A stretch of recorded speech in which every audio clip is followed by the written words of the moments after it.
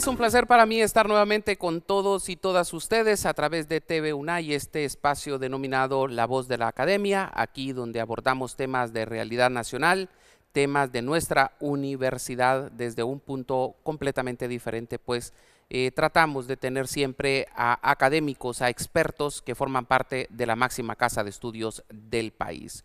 Hoy hablaremos un poco sobre el tema relacionado al medio ambiente, a la crisis de agua y hablaremos también al clima, esta situación que muchos estamos sintiendo, que todos estamos sintiendo, pero que muchos no estamos haciendo lo suficiente para poder contrarrestar el cambio climático y sobre todo el cuidar el agua, que es una fuente importante y la vital para poder sobrevivir. Hoy tengo dos expertos, miembros de la Facultad de Ciencias de nuestra Universidad Nacional Autónoma de Honduras.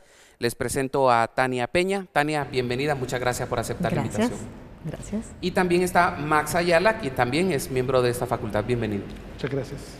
Es muy importante para nosotros estar siempre pendientes de estos temas, pues nos compete a todos. Es un tema que no solamente afecta a un grupo, sino que a todos. Aunque en algunos lugares como el nuestro, que es considerado uno de los países más vulnerables a nivel mundial, se siente aún más. Pero es una responsabilidad de todos el poder tener un medio ambiente cuidado, un buen ambiente que no nos afecte a todos.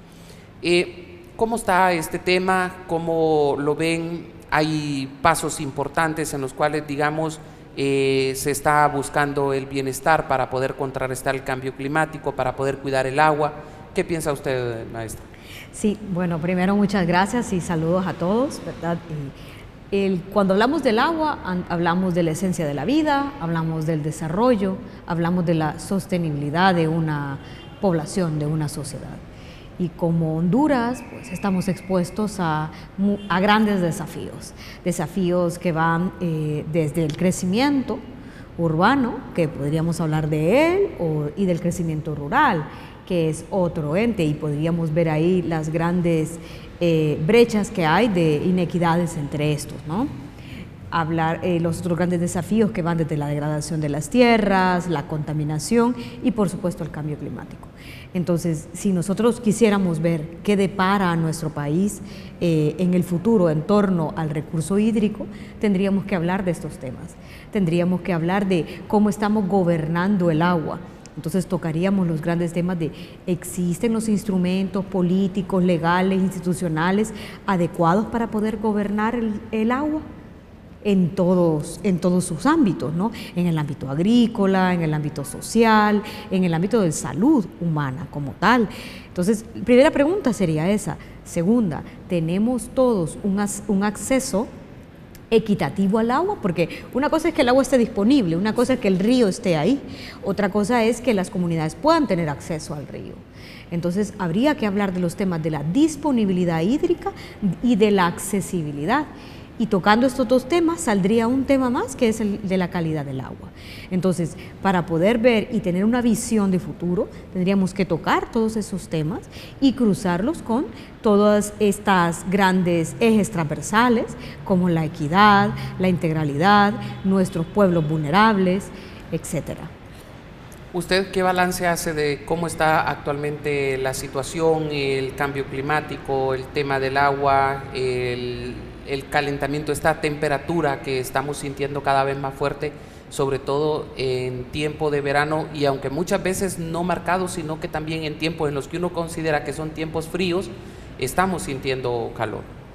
Bien, gracias por invitarme. Aquí tenemos una situación. O sea, nosotros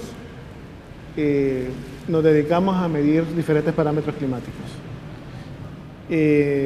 Pues el más evidente que nosotros estamos viendo, y que por eso empezó con, antes que no decían cambio climático, sino que decían calentamiento global. O sea, lo que nosotros estamos observando de mayor fácil observación es el aumento de las temperaturas, ¿verdad? Entonces, ahora, ¿qué sucede? Con el aumento de las temperaturas vienen otras consecuencias, porque es la que nos hace mover todo el sistema climático, la temperatura de los océanos. Entonces aquí ya tenemos patrones irregulares de precipitación, aumento, o sea, la temperatura en Honduras va a ir aumentando, ¿verdad? A la medida que se están generando las diferentes tendencias, y eso nos va a afectar todo el ecosistema, porque el desarrollo de las plantas cuando empezamos, o lo buscamos desde el punto de vista desde la seguridad alimentaria, ¿verdad? Entonces, el corredor seco se va a ver más afectado porque ahí es donde las precipitaciones son más irregulares.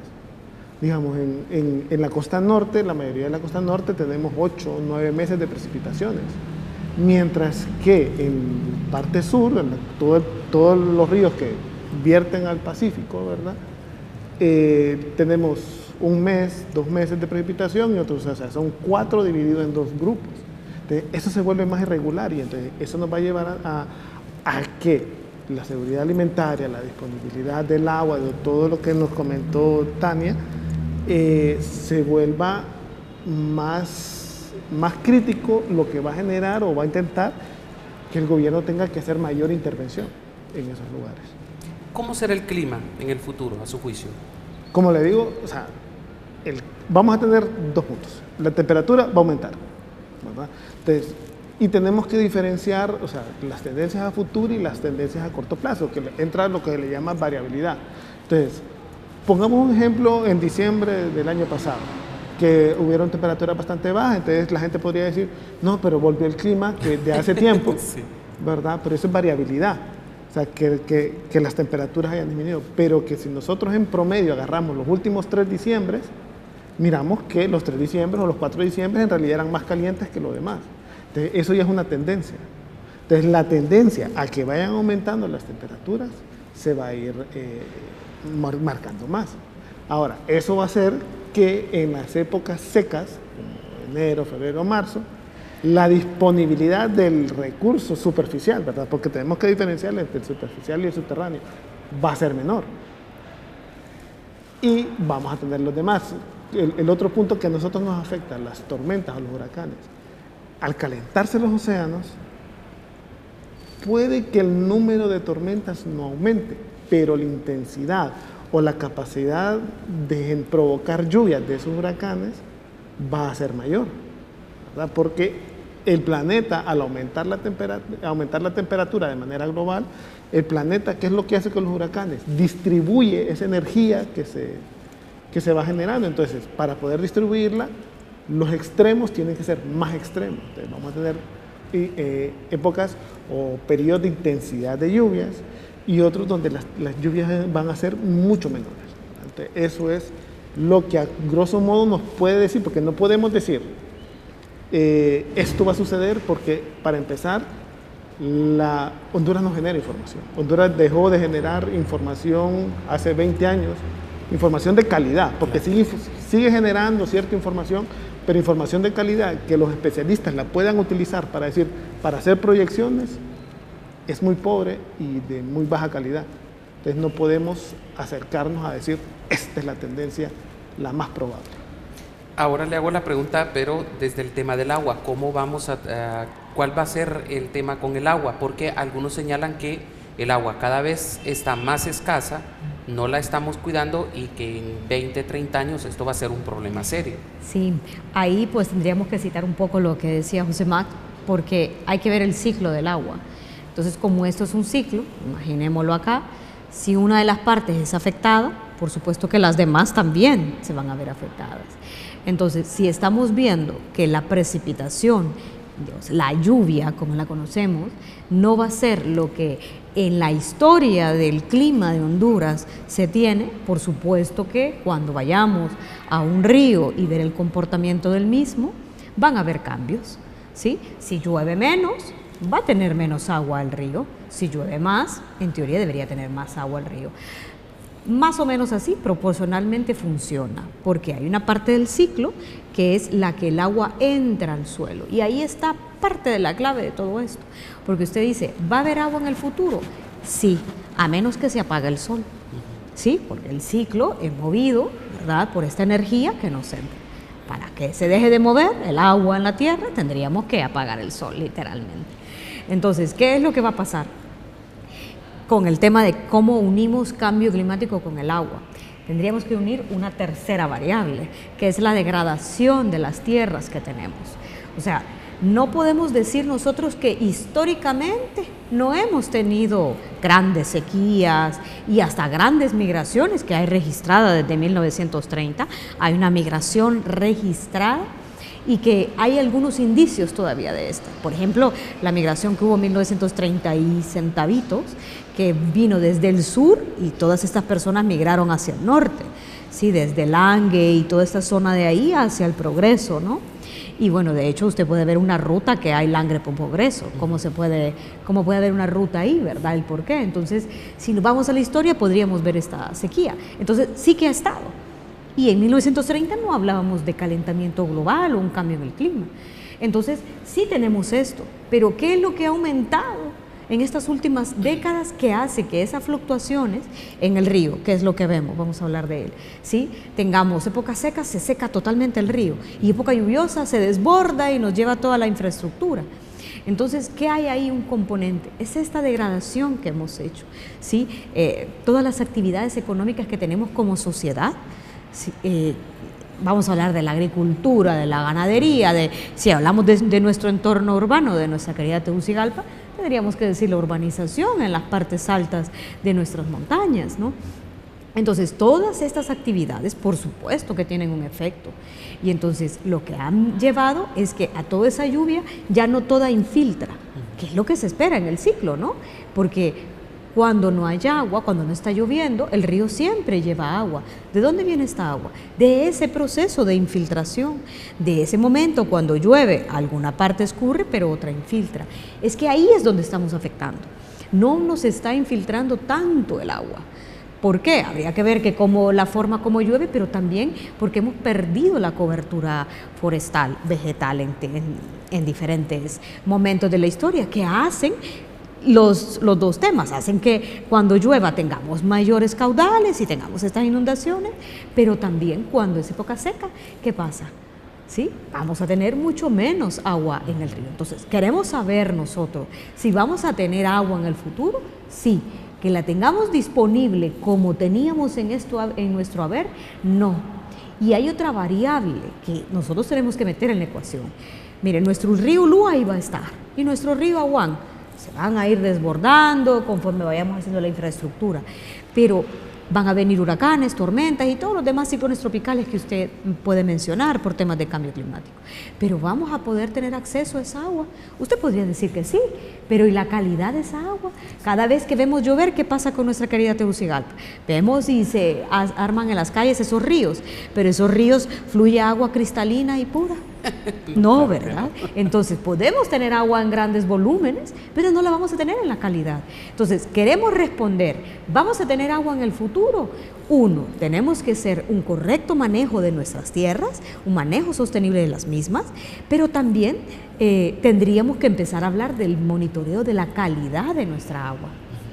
Y no es con la construcción de más represas que vamos a solventar este problema, tampoco. Las construcciones de las represas lo que vienen es hacer una gestión del agua, claro, a poderla almacenar, porque hay un tema, y así es como se mide la gestión de los pueblos del agua, porque nos piden número de personas que tienen acceso a agua potable. Si tenemos buen número, pasamos. Número de personas que tienen acceso al tratamiento de las aguas residuales. Pero hay otro indicador que es agua almacenada. ¿Sí? Ese es un gran punto con el tema del cambio climático. Y ahí es donde vemos nosotros las grandes disparidades. Porque vaya, usted me puede decir, tal vez en su casa haya comprado un tanquecito donde almacene el agua, pero tal vez yo no haya podido, no tenga cisterna. Quizás aquí José Max ni se entere cuando venga el agua porque tiene una gran cisterna. Pero yo que vivo a cierta cota no puedo darme ese lujo, entonces tengo que comprar el agua. Lo mismo pasa con las represas, nada más que las represas son gestionadas por la sociedad, por el cúmulo de personas gobernadas, en este caso por alcaldía, por el gobierno local, que deciden cómo gestionamos el agua. Como sociedad nos unimos nosotros tres, en vez de que usted construya, yo construya, él construya, todos construimos y gestionamos el agua, la tratamos y la derivamos. Entonces, yo no estoy en contra, no podría, soy ingeniera civil, no podría estar en contra de la infraestructura. El tema es dónde hago esta infraestructura, qué sostenibilidad le doy yo aguas arriba de la represa. Podríamos hablar de la represa Concepción y Laureles aquí en nuestra Tegucigalpa, la misma Francisco Morazán o las demás que tenemos en nuestro país. ¿Qué son los problemas que tienen nuestras represas? Tienen problemas de sedimentos, tienen problemas ahí en la parte nitrogenada de calidad del agua. Entonces, si decidimos como sociedad, la mejor opción, unámonos como sociedad y hagamos una represa. Bueno, tenemos que gestionarla en toda su amplitud, desde proteger la cuenca, conservarla, hasta el uso mismo que vamos a dar de manera eficiente a nuestra sociedad de esta. ¿Y cuáles son las futuras prioridades en cuanto a las condiciones extremas del tiempo, el clima y el agua? Bueno, es que ahí tenemos que dividir, digamos, hay que mover unas medidas estructurales y unas medidas no estructurales. Y tenemos que atacar ambas. Ahora, ¿cuál es la situación o qué es lo que necesitamos? Primero, que el gobierno quiera hacerlo. El sentido de que la mayoría de la cooperación que se ha hecho en base a gestión de riesgo, cambio climático, viene de cooperación externa. O sea, que como el 80-90% de los fondos vienen de ayuda externa. Entonces el gobierno tiene que asumir su rol, su parte, decir, esto es prioridad de nación, vamos a darle la importancia. Después, ¿y eso qué nos va a llevar? A un proceso de monitoreo que nos va a permitir crear un sistema de alerta temprana. Entonces, el alerta temprana para los extremos, para sequía y para inundaciones, ¿verdad? Hay que fortalecerlo, ¿verdad? Y esa fortaleza se le va a dar con insumos, con datos. Es como el sistema de alerta del Valle de Sula, ¿verdad? Que no surgió de la noche a la mañana. Estuvieron 10 años haciendo mediciones en el río, haciendo mediciones de precipitación para poder establecer los umbrales que nos dice Copeco, alerta roja si sube a más de 4 metros. ¿Verdad? Eso lleva todo un estudio. Entonces, tenemos que generar esas medidas para generar la parte de la alerta temprana, y después son las otras obras físicas, ¿verdad? Las estructurales, que por como hemos crecido nosotros, la mayoría en la parte de inundaciones desemboca en construcción de represas, porque no hemos tenido un desarrollo urbanístico adecuado, ¿verdad? No ha sido un desarrollo resiliente. Entonces eso nos lleva a que en muchos de los lugares la única solución para mitigar desastres sea la construcción de obra civil, ¿verdad? Canalizaciones, represas, ¿verdad? Y como dicen, buscar la gestión de ellas, ¿verdad? Que un gran ejemplo de esa gestión, digamos, podría ser la José Cecilio del Valle, que es multipropósito, genera energía, da agua para riego y control de inundaciones, ¿verdad? Entonces, buscando todo eso, ¿verdad? Se puede generar o se puede buscar que Honduras se vuelva más resiliente, ¿verdad? Y pensando que en el otro extremo el acceso va a ser más complicado en el corredor seco. Entonces, cuando las sequías pueden aumentar, las épocas secas, ¿verdad? Se pueden extender, se pueden dar más sequías, y la accesibilidad al agua en ese punto geográfico de nuestro país va a ser más complicada. Entonces también tenemos que entrar a ese escenario, ¿verdad? Y después la gestión, ¿verdad? Como lo dice Tania, la degradación del suelo, ¿verdad? Y si lo comparamos, a mí me gusta compararlo con Costa Rica, que estamos en la misma zona, pero Costa Rica se ha dedicado a proteger su bosque y nosotros no. Y por eso nosotros somos en los países más vulnerables y Costa Rica no está escaños más abajo que nosotros, cuando estamos en la misma región. Sí, porque este año se ha declarado Honduras como el tercer país más vulnerable, ¿no? del mundo, y es un informe que ha salido recientemente y que al cual también han tenido acceso académicos de nuestra universidad. Hacemos nuestra primera pausa. Al retornar vamos a hablar un poco de inversión, cuánto hay que invertir para que podamos controlar, contrarrestar todo lo que tiene que ver el cambio climático, todo lo que tiene que ver con el agua, con el clima, y esas predicciones a futuro que se hacen sobre el mismo. Ya regresamos.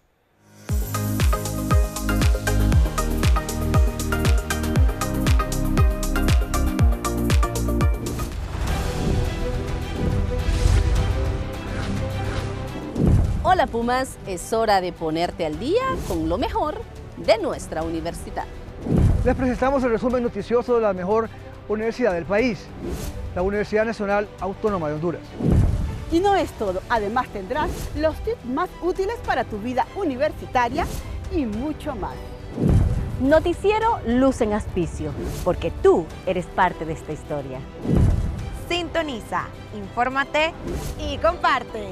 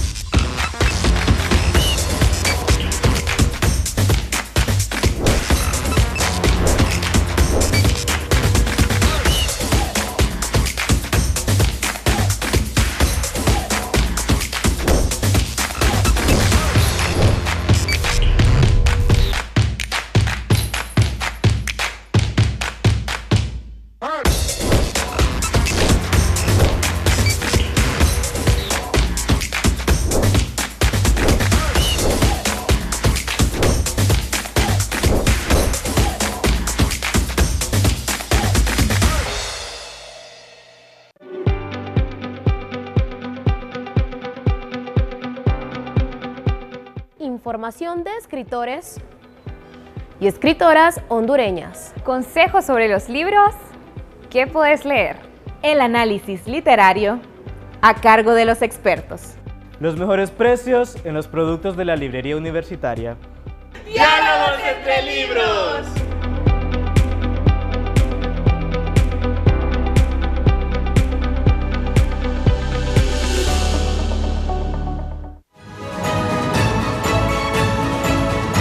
Sintoniza TV UNA, el canal de la Academia.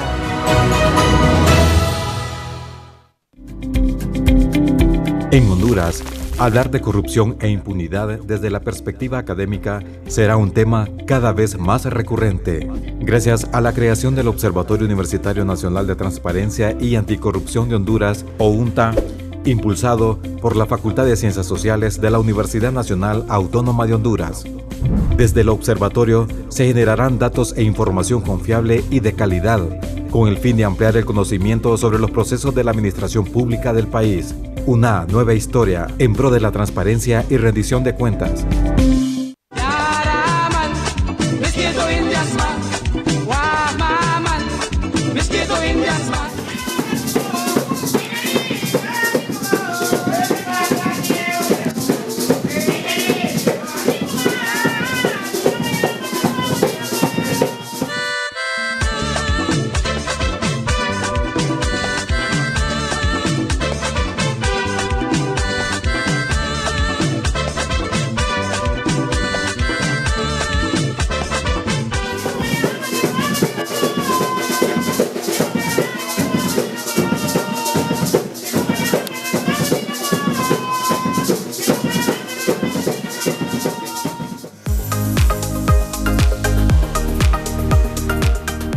Gracias por continuar con nosotros. Estamos a través de TV UNA y de nuestras redes sociales para todos ustedes, abordando este tema relacionado al cambio climático, al agua, al tema del clima. ¿Cómo será en el futuro estos temas para el mundo y sobre todo para estos países que forman parte de una línea de alta vulnerabilidad, como les decía, según un informe, el último que se ha dado, pues Honduras es el tercer país más vulnerable en el mundo. Tenemos unas diapositivas, vamos a ir analizando los datos que se dan en ellas con nuestros invitados.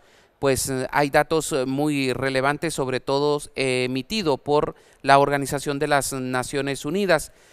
Habla de un plan de acción de alertas tempranas. Este plan reclama nuevas inversiones selectivas iniciales de 3.100 millones de dólares para garantizar que todos los habitantes de la Tierra estén protegidos frente a una climatología peligrosa en 2027. Estamos hablando de dentro de 2 años, ¿no? Exactamente.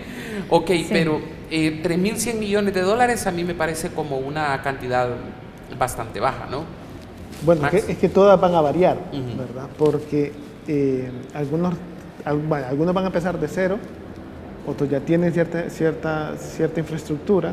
Entonces, cuando lo toman de manera global, pues llama la atención y puede decir, pero puede ser que cada país vaya trabajando, digamos, con sus propios recursos o incluso eficientando ciertas actividades, ¿verdad? Porque algunos procesos son más baratos que otros, digamos. Medir la precipitación es un proceso más barato que medir el caudal de un río. Entonces, por poner un ejemplo, usted con una estación de precipitación que pone, ocuparía poner 20 más para equiparar el costo que instalar una estación de medición de caudal, ¿verdad? Entonces, es desde qué punto lo vamos enfocando, ¿verdad? Ahora, la otra situación es eso, enfocándolo en el sistema de alerta temprana, como lo dicen ahí, ¿verdad? Que cada una o cada región va a ser muy diferente a nivel de país, porque tiene que ver con su orografía, con los ríos y con todas las corrientes que desciendan o que pasen por los sitios urbanos. Y cuando hablamos de poder venir y tener un sistema de alerta, claro, lo primero que se nos ocurre es en un río, si suben los niveles, bajan, o sea, nos puede ocurrir eso, se nos puede ocurrir la trayectoria de un huracán y dar toda la infraestructura para tener esto y poder tener todas las medidas para poder reaccionar a esto.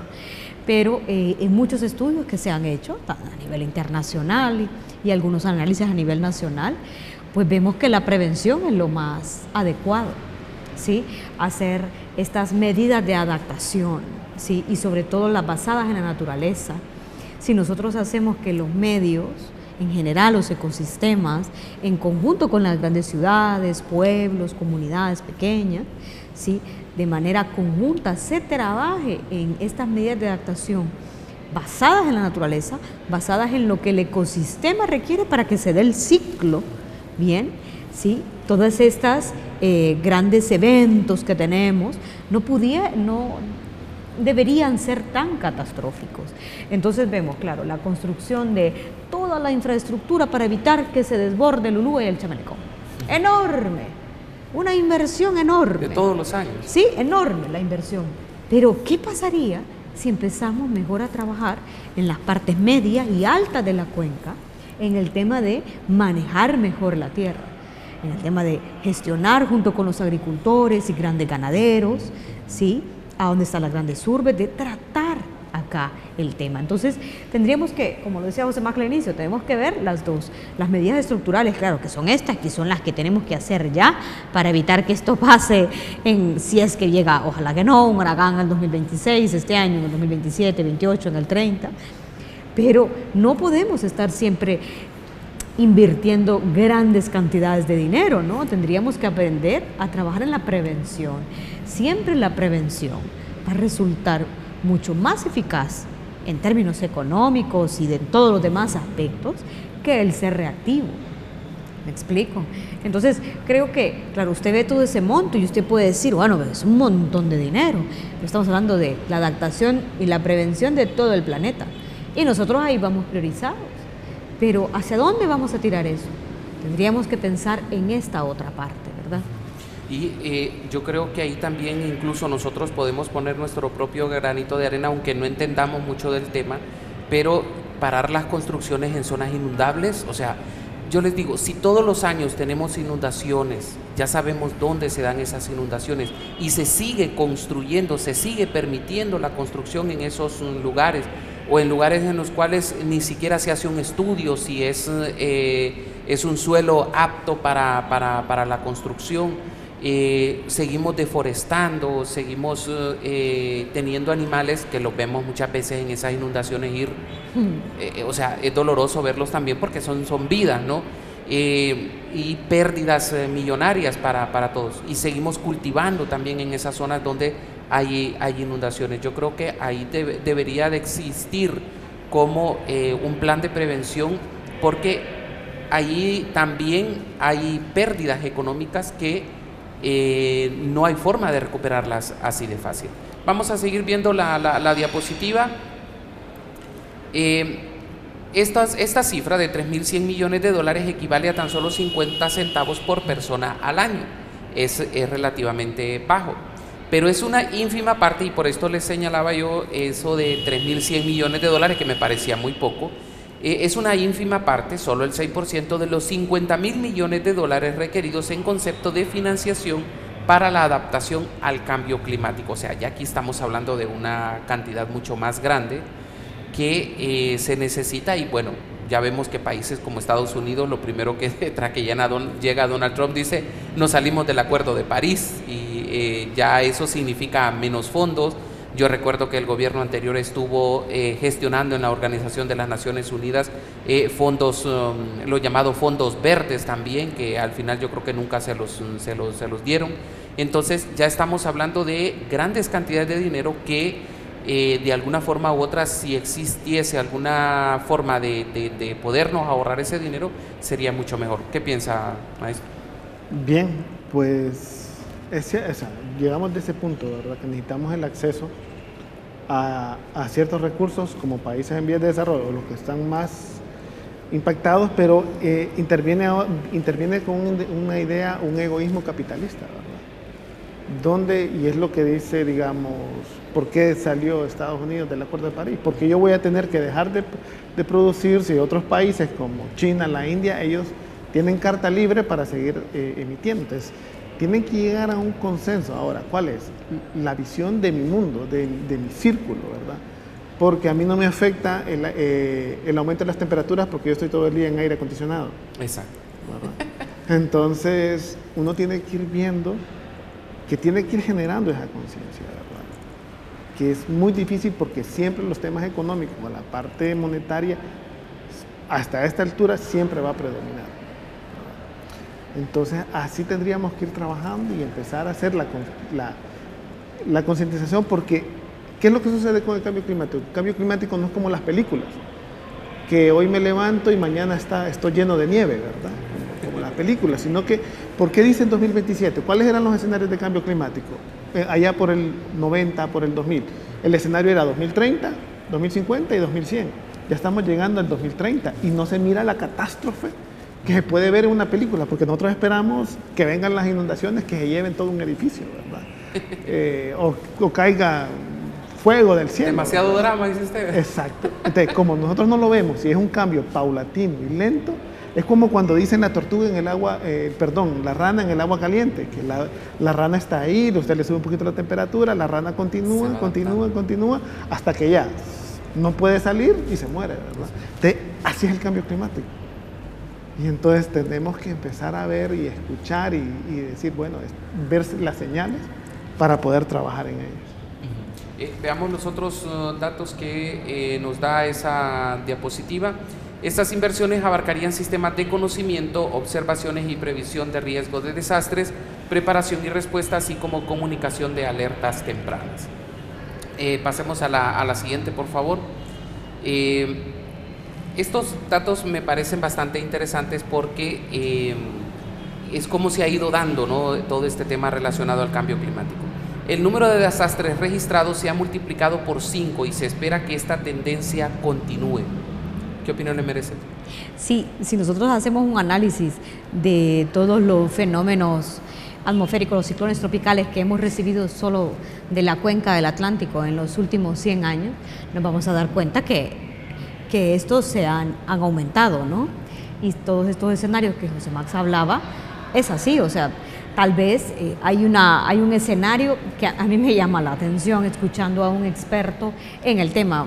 Yo no soy de la parte de las ciencias atmosféricas, pero escuchando a estos expertos, él decía, puede que en el futuro no tengamos tantos ciclones tropicales, o sea, tantos huracanes, depresiones o tormentas, ¿sí?, sino que estos cada vez sean más intensos. Entonces, hay una corriente que dice, bueno, el escenario pueda que sea que tengamos más intensos estos fenómenos, otros escenarios que tengamos más seguidos estos fenómenos. Entonces, ¿qué es lo que nos va a pasar? Que hemos tenido todas estas décadas, desde que empezamos este discurso del cambio climático allá por Río de Janeiro en 1992, sume usted a la fecha, tenemos este discurso, ¿verdad?, del cambio climático. Y entonces estamos llegando a un momento donde estamos teniendo cada vez más estos fenómenos. O sea, cada año siempre está el gobierno, la sociedad, estas grandes empresas diciendo tenemos pérdidas por sequía. Todos los años hay pérdidas por sequía. ¿Sí? Y entonces estamos teniendo que casi todos los años tenemos el reporte de una tormenta. Es que ni siquiera es un huracán, ni siquiera es un Mish. Estamos hablando de una tormenta, una depresión. Claro, tendremos que ver la forma, cómo viene, por dónde entra. ¿Sí? Y entonces, a mí, fuera de ver si vamos a tener más huracanes o más tormentas, yo creería que el aspecto detrás de esto que hay que ver es qué tan vulnerable nos estamos haciendo día a día.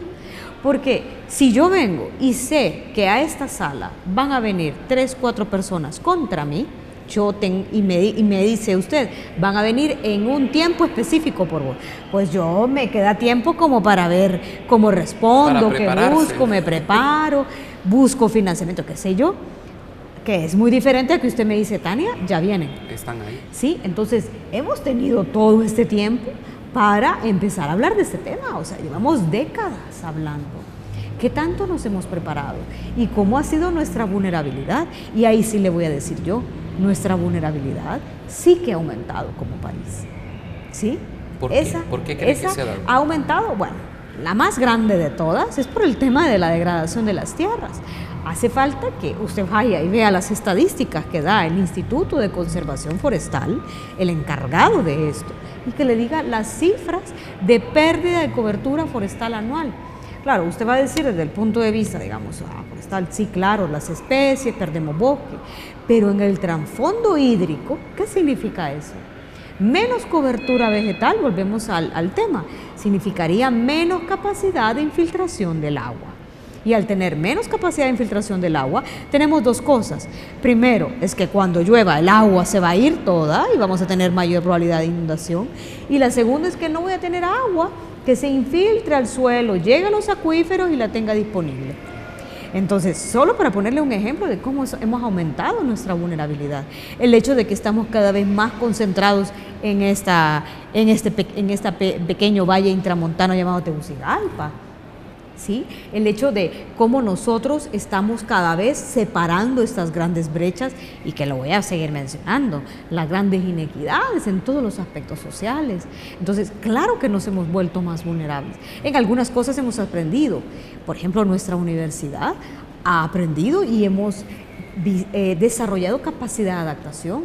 Cada vez vemos temas en toda nuestra universidad, no solamente nosotros como, por ejemplo, aquí de las ciencias atmosféricas, las ciencias del agua, no, ahora usted ve de la parte de ciencias agrícolas, ciencias espaciales, ciencias económicas, hablando del tema de cambio climático. Eso es aumentar la capacidad de adaptación. Tener el capital humano que me lleve a poder hacer este análisis, esta reflexión. Así que podría decirlo, la susceptibilidad está y la hemos aumentado en muchos aspectos, pero también como país hemos trabajado la capacidad de adaptación, pero no llegamos, no nos alcanza, me explico, es como que vaya la susceptibilidad corriendo a 100 kilómetros y nosotros vamos a 10, ¿cuándo la vamos a alcanzar? Entonces, ese aspecto unido a lo que usted acaba de leer es un profundo tema de reflexión en cuanto al desarrollo de nuestro país. ¿Y qué relación hay entre el cambio climático y el estrés hídrico en distintas partes del mundo? Uy, es que es una relación completamente directa, ¿verdad? Y lo que viene hablando Tania. O sea, tenemos que, como dijo Tania, tenemos un ciclo. Si nosotros alteramos un parte del ciclo, el ruido también se va a escuchar acá, ¿verdad? Es como que hagamos, digamos, el círculo lo hacemos un poquito más grande, entonces después vamos a hacer una espiral y vamos haciendo espiral, ¿verdad? Es el ciclo. Entonces, con la degradación del suelo, que es la parte, creo que es la parte más importante, porque para nosotros la variabilidad o el cambio climático no nos ha afectado tanto como la degradación del suelo. O sea, por cambio climático podemos decir que una crecida subió un 20%. Pero por degradación del suelo, esa misma crecida, esas mismas condiciones, pero con un suelo degradado, va a aumentar en un 50%. ¿Verdad? Porque no tenemos esa capacidad de infiltración.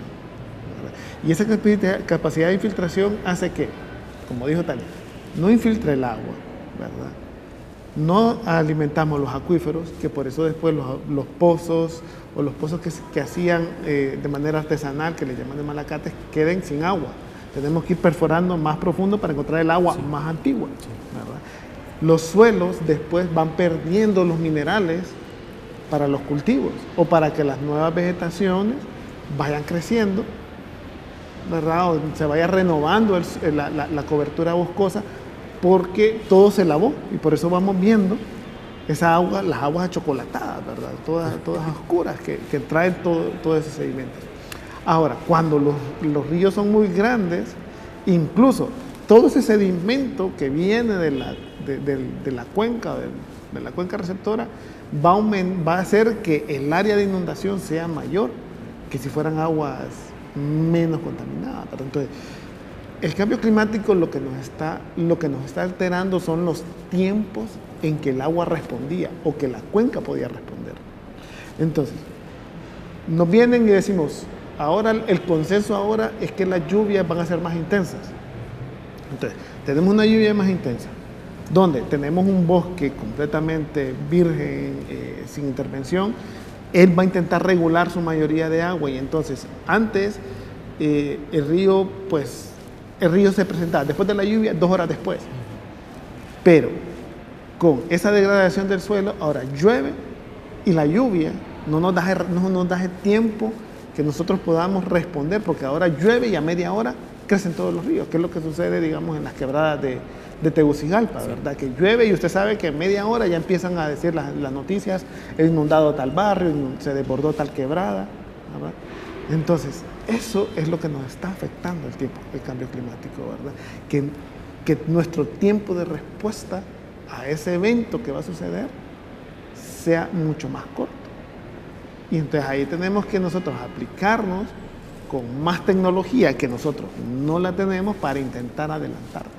Pero si usted lo ha visto, ningún país del mundo, ni europeo, ni Estados Unidos, ni Canadá, ha logrado controlar ese tipo de eventos. Usted tiene inundaciones en Estados Unidos, que es el país más poderoso del mundo, lo que sucedió en Valencia, lo que ha sucedido en Argentina hace poco, inundaciones por todos lados, que son eventos tan grandes en áreas, en regiones tan grandes. Es como cuando nos sucedió a nosotros en Etayota. ¿Dónde fue la lluvia o dónde se acumuló la lluvia? En la parte de Copán, Ocotepec y Santa Bárbara. Ahí llovió y el Valle de Sula, la respuesta fue, o la acción la emergencia fue en el valle, fue cerca ya de San Pedro Sula, La Lima y todos esos lugares. Esos tiempos de respuesta van disminuyendo.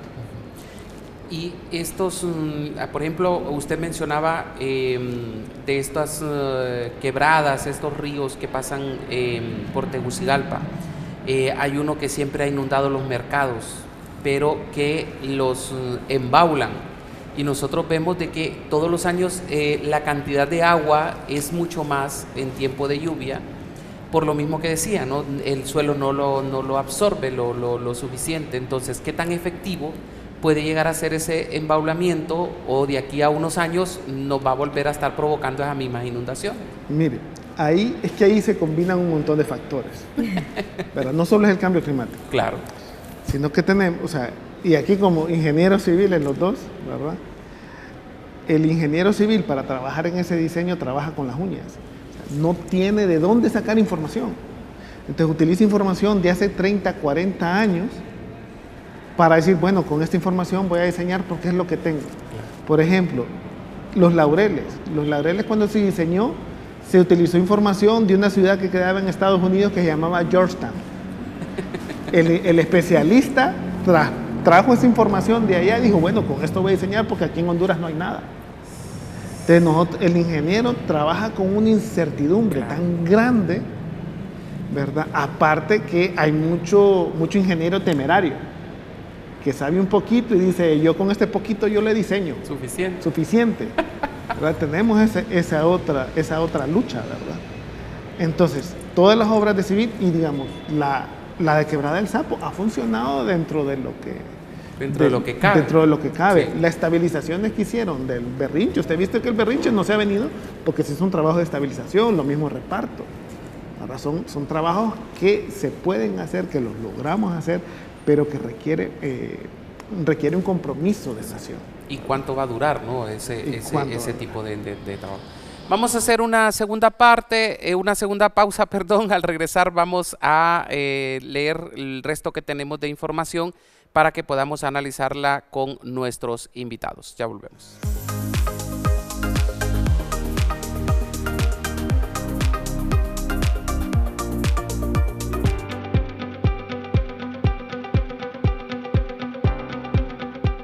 Información de escritores y escritoras hondureñas. Consejos sobre los libros que puedes leer. El análisis literario a cargo de los expertos. Los mejores precios en los productos de la librería universitaria. ¡Diálogos entre libros!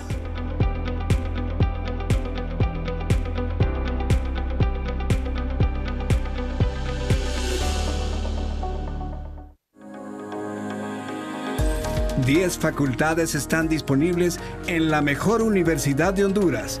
La UNA es la única en el país que oferta carreras de todas las áreas del conocimiento. También trabajamos de la mano con la comunidad internacional para gozar de intercambios científicos y culturales. El gobierno de los Estados Unidos está trabajando muy de cerca con esta universidad tan importante, la UNA, aquí en el país. Vamos a fortalecer más nuestras relaciones porque siempre entre las instituciones académicas debiéramos tener relaciones bastante fuertes y vamos a ayudar con esto. Matricúlate en la mejor universidad de Honduras. La UNA te espera. Forma parte de la familia Puma. Si te interesan los temas de astronomía, astrofísica, arqueastronomía, aeronáutica y tecnología de la información geográfica, puedes visitarnos en nuestra página web cienciasespaciales.na.edu.hn, donde tendrás información acerca de las carreras que ofrecemos, diplomados, cursos aquí en la Facultad de las Ciencias Espaciales en la Universidad Nacional Autónoma de Honduras. En nuestra página web cienciasespaciales.na.edu.hn también encontrarás noticias sobre eventos astronómicos a nivel nacional y en el mundo. También tendrás información adecuada para agendar tu visita al Observatorio Astronómico Centroamericano de Suyapa e incluso los enlaces para nuestras redes sociales. No se te olvide seguirnos.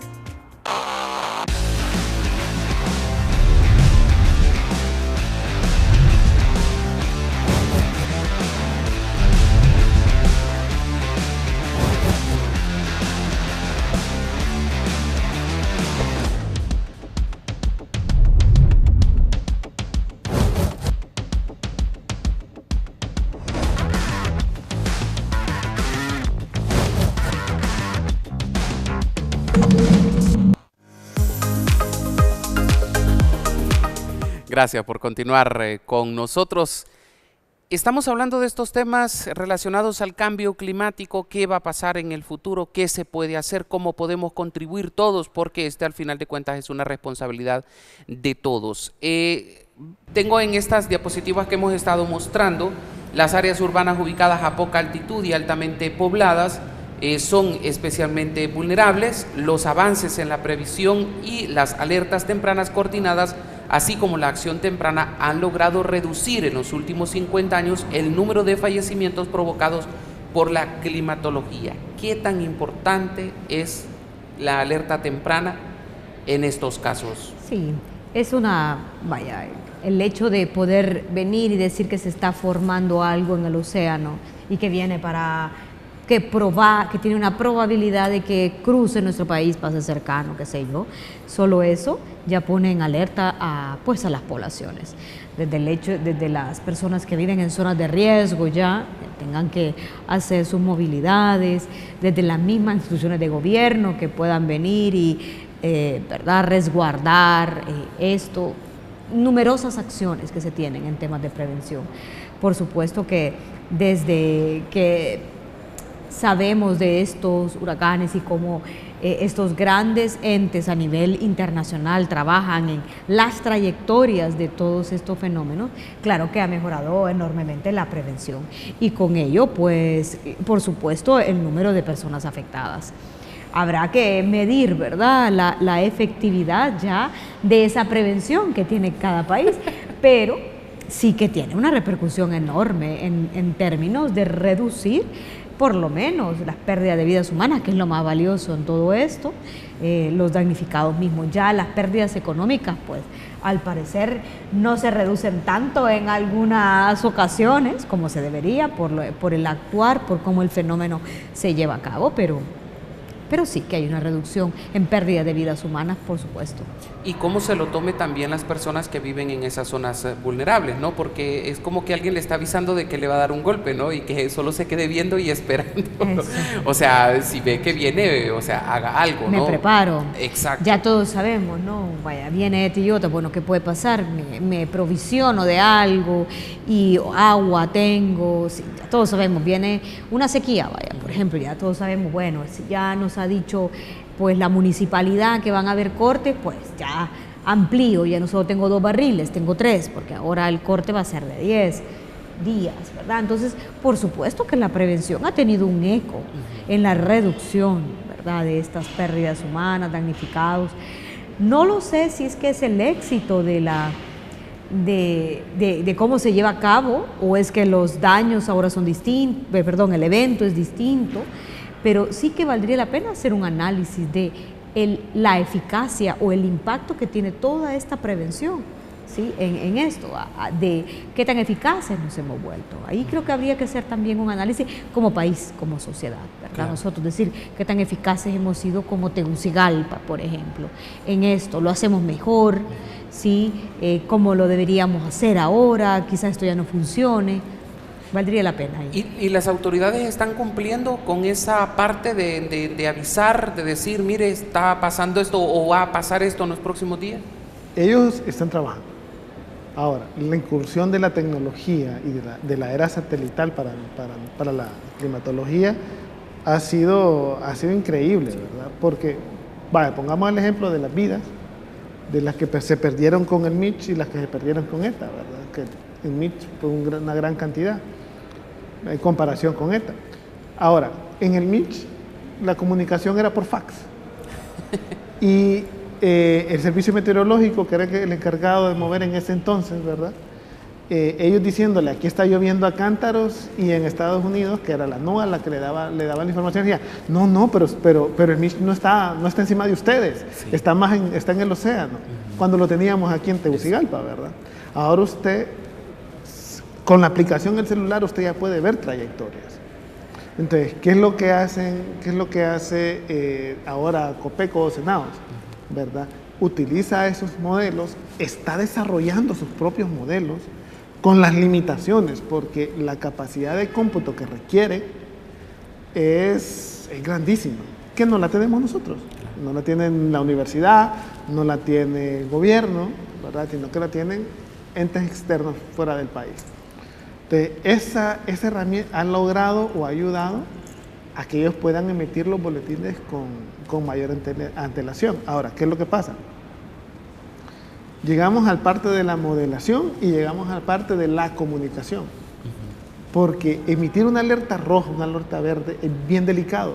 Porque si usted emite una alerta roja y no sucede lo que usted estaba diciendo, después viene como el jueguito de Juanito y el lobo, ¿verdad? Ahí viene el lobo y nadie le cree, ¿verdad? Entonces, cuando se deja de un lado toda la parte científica para trabajar, digamos, a veces de manera empírica o con otros intereses, entra la situación de que la alerta no es efectiva, como lo sucedió en ETA y OTA. La comunidad científica sabíamos que al siguiente día ahí se iba a inundar, pero no escucharon a la comunidad científica, sino que fueron por pseudo especialistas o por amigos, y no se emitió esa alerta, ¿verdad?